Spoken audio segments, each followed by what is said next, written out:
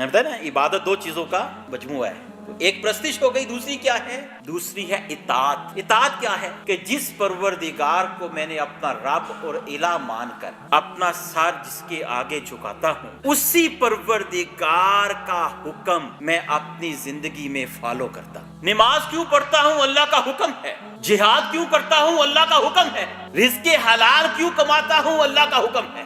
رزق حرام سے اجتناب کیوں کرتا ہوں؟ اللہ کا حکم ہے۔ میں رشوت کیوں نہیں لیتا؟ کہ اللہ نے منع فرمایا۔ میں شراب کیوں نہیں پیتا؟ اللہ نے منع فرمایا۔ میں جھوٹ کیوں نہیں بولتا؟ اللہ نے منع فرمایا۔ میں خیانت کیوں نہیں کرتا؟ اللہ نے منع فرمایا۔ میں رسولوں کی پیروی کیوں کرتا ہوں؟ اللہ نے حکم کیا۔ میں قرآن مجید کو اپنی زندگی کا دستور اور آئین کیوں سمجھتا ہوں؟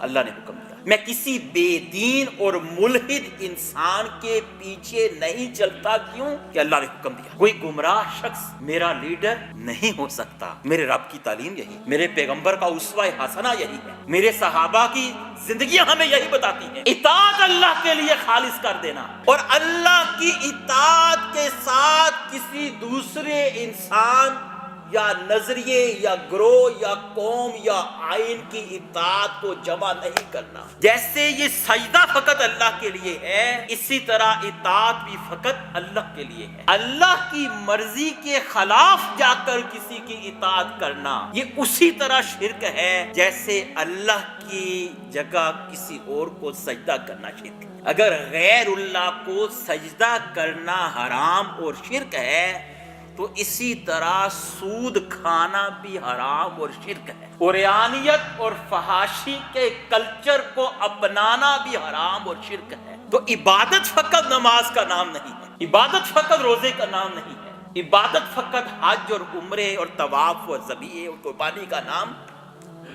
نہیں ہے۔